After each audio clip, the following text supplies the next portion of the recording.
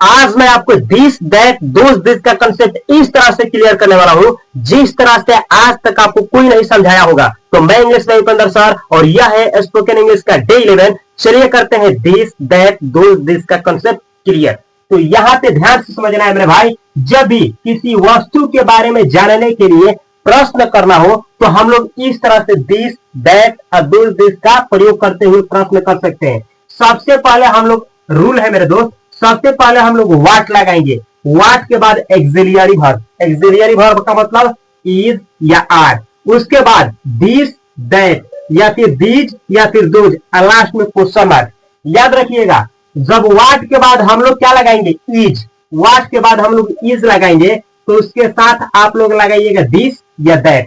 This और that का प्रयोग एक वस्तु के लिए किया जाता है। कोई चीज निकट में है जिससे आप छू सकते हैं, एक है तो दिस का प्रयोग करेंगे। और कोई चीज संख्या में एक है लेकिन दूर है, दूरी पर है, आप उसकी तरफ केवल इशारा करके बतला सकते हैं कि वह एक कार है, वह एक घर है, वह एक बिल्ली है, वह एक आदमी है, तो आप दैट का प्रयोग करेंगे।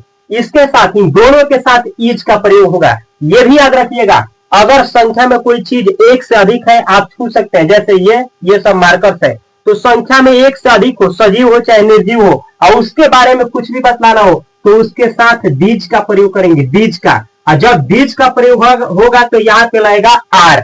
और जब भी कोई चीज संख्या में एक से अधिक हो, दूर पे हो, इशारा करके कहना हो वे सब लड़के हैं, वे सब गाड़ियां हैं, वे सब किताबें हैं, तो दोज का प्रयोग होगा लास्ट में क्वेश्चन मार्क। याद रखिएगा, दिस दैट के साथ इज का प्रयोग होगा, दीज दोज के साथ हमेशा आर का प्रयोग होगा। दिस एक चीज संख्या में हो और निकट हो तो दिस का प्रयोग करेंगे, एक से अधिक चीज हो संख्या में निकट हो तो हम लोग दीज का प्रयोग करेंगे। एक चीज दूर हो तो दैट का प्रयोग, एक से अधिक चीज दूर हो तो हम लोग दोज का प्रयोग करेंगे। कैसे करेंगे ध्यान से देखिए, जैसे कहना हो यह क्या है, यह क्या है, मेरे हाथ में है, नजदीक है, यह क्या है, तो हम लोग ऐसे बोलेंगे व्हाट इज। व्हाट के साथ में इज क्योंकि एक है, व्हाट इज, और उसके बाद दिस, व्हाट इज दिस, ये क्या है। ऐसे ही कोई भी वस्तु आपके हाथ में हो और जब भी कहना हो धरती पे कभी भी ये क्या है तो बोलिएगा व्हाट इज दिस। मेरे साथ बोलिए व्हाट इज दिस, ये क्या है। जब तक बोलेंगे नहीं नहीं अंग्रेजी आएगा, बोलिए व्हाट इज दिस, ये क्या है, व्हाट इज दिस, ये क्या है। ऐसे ही मानिए कि एक चीज संख्या में दूर हो, कोई भी चीज हो सकता है, इशारा करके कहना हो कि वह क्या है तो आप ऐसे बोलिएगा what is that, what is that, what is that, वह क्या है। तो आज से और अभी से कोई भी चीज किसी से पूछना हो कि ये क्या है, what is this, what is this. और जब भी कोई भी चीज संख्या में एक हुआ, दूर हुआ, कहना वह क्या है, वे क्या है, तो बोलेगा what is that, what is that, what is that. अब आज से और अभी से बोलिए व्हाट इज दैट, वो क्या है। ऐसे ही मानिए कि एक से अधिक चीज संख्या में हो और नजदीक हो, आपके आसपास में हो, जिसे आप टच कर सकते हैं, जहां पे है वहीं से, तो आप ऐसे बोलिएगा what are these, what are these, what are these, what are these, ये सब क्या है, ये क्या है। ऐसे ही आप बोलिए व्हाट आर दीज, ये सब क्या है, व्हाट आर दीज, ये सब क्या है। ऐसे ही दूरी पे हो, एक से अधिक हो, इशारा करके कहना हो कि वे सब क्या है, चाहे वे क्या है, तो आप बोलिएगा अंग्रेजी में what are those, what are those, वे क्या है, वे सब क्या है। तो याद रखिएगा, एक चीज हो और आपके नजदीक हो तो बोलिएगा अंग्रेजी में व्हाट इज दिस, और दूर हो तो व्हाट इज दैट, एक से अधिक हो निकट हो तो बोलिएगा व्हाट आर दीज, और दूर हो तो बोलिएगा व्हाट आर दोस। इस तरीके से आप दिस और दैट का प्रयोग स्पोकन इंग्लिश में कर सकते हैं। लेकिन ऐसे क्वेश्चंस का आंसर कैसे दिया जाता है, ध्यान से देखिए मेरे दोस्त। पूछे गए प्रश्नों का उत्तर इस तरह से दिया जाता है। आप सबसे पहले इसका इस्तेमाल करेंगे, किसका, आप दिस दैट का, संख्या में एक है, निकट है तो दिस का, दूर है तो दैट का, एक से अधिक है निकट है तो दीज का, एक से अधिक है दूर है तो दोज का। जब याद रखिएगा दिस दैट रहेगा तो यहाँ पे इज, जब दीज दोज रहेगा तो आर, और उसके बाद याद रखिएगा अगर दिस दैट है केवल इतना तो यहाँ पे आर्टिकल आवश्यकता अनुसार ए एन का प्रयोग करेंगे और तब नाउन।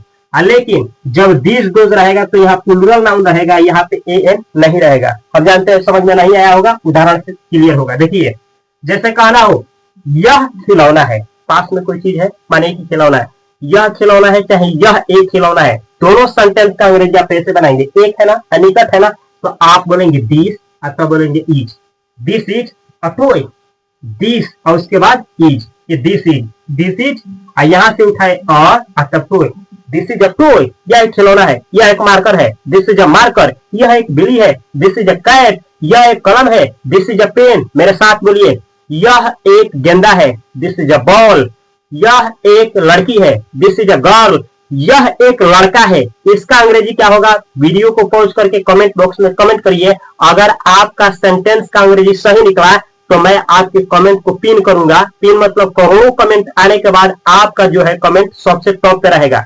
यह एक लड़का है, इसका अंग्रेजी क्या होगा?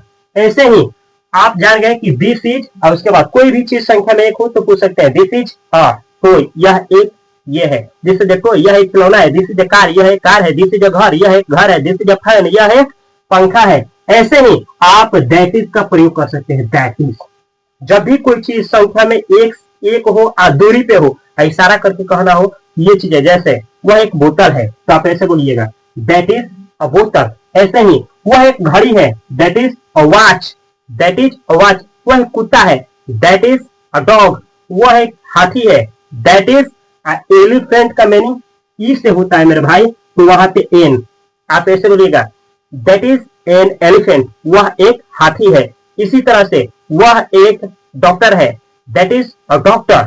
ऐसे ही वह एक नेता है, दैट इज अ लीडर। इस तरह से आप बहुत सारा सेंटेंस बना सकते हैं। ऐसे ही ये तो रहा दिस और दैट का प्रयोग। एक से अधिक चीज वहां निकट हो तो याद रखिएगा, आप सीधे बोलिए दीज आर। जैसे दीज आर मार्कर्स, ये सब मार्कर्स हैं। दीज आर बुक्स, ये सब किताबें हैं। दीज आर पेन्स, पेन नहीं पेन्स, ये सब कलमें हैं। दीज आर मेन, ये सब आदमियां हैं यानी मनुष्य हैं। इस तरह से आप मेनी सेंटेंसेस बना सकते हैं। ऐसे ही एक से अधिक की संख्या में दूर हो तो आप डायरेक्ट याद करिए इसको, दोज आर, और उसके बाद यहाँ पे जो भी आएगा प्लूरल नाउन आएगा। जैसे दोज आर बुक्स, वे सब किताबें हैं। दोज आर होम्स, वे सब घर हैं। दोज आर कार्स, वे सब गाड़ियां हैं। दोज आर फैंस, वे सब पंखे हैं। दोज आर बल्ब्स, वे सब बल्ब हैं। इस तरह से आप बहुत सारा सेंटेंस बना सकते हैं। तो याद रखिएगा, जब भी आंसर देना हो तो दिस इज आप करके कोई चीज संख्या में एक है निकट तो बतला सकते हैं। दैट इज दूर है एक चीज तो आप बतला सकते हैं। एक से अधिक चीज निकट है तो कहिएगा दीज आर। एक से अधिक चीज वह दूर हो तो आप 2000 का प्रयोग करके बतला सकते हैं। यहाँ पे मेरे भाई इसका इस्तेमाल सीखिए। आप केवल इसका इस्तेमाल करके और इसका इस्तेमाल करके आज किसी का पेशा जान सकते हैं। पेशा का मतलब होता है प्रोफेशन। जैसे मानिए कि आपके दिमाग में ये चल रहा है कि राम क्या है, मतलब राम क्या है, डॉक्टर है, वकील है, स्टूडेंट है, क्या है, तो आप कैसे बोलिएगा? ऐसे संख्या में एक है ना, तो आप ऐसे बोल सकते हैं व्हाट इज, और उसके बाद आप सीधे बोलिए राम। व्हाट इज और उसके बाद राम। व्हाट इज राम, राम क्या है। ऐसे ही राहुल क्या है, व्हाट इज राहुल। नगेंद्र क्या है, व्हाट इज नगेंद्र। ऐसे ही मुझे कहना हो आपका दोस्त क्या है, मतलब वो क्या करता है, क्या है, डॉक्टर है, वकील है, स्टूडेंट है, किसान है, क्या है। तो ऐसे ही मैं बोलूंगा मेरे भाई what is your friend. What is your friend, आपका दोस्त क्या है। व्हाट इज योर फादर, आपके पिताजी क्या है। व्हाट इज योर मदर, आपकी माँ क्या है। व्हाट इज ही, वह क्या है। व्हाट इज सी, वह क्या है। इस तरह से आप बहुत सारा सेंटेंस बना सकते हैं, बहुत। ऐसे ही हमारी की प्लूरल चीज के बारे में बात करना हो तो व्हाट आर। जैसे आप लोग क्या है, अब आप लोग मतलब एक से अधिक, तो ऐसे बोलेंगे मेरे भाई व्हाट आर, और उसके बाद यू, व्हाट आर यू। आप लोग क्या है, आप क्या है, तुम क्या हो, तुम लोग क्या हो। इस तरह से इसका हिंदी निकलेगा। ऐसे ही व्हाट आर वी, हम लोग क्या है। व्हाट आर दे, वे लोग क्या है। इस तरह से आप बहुत सारा सेंटेंस बना सकते हैं।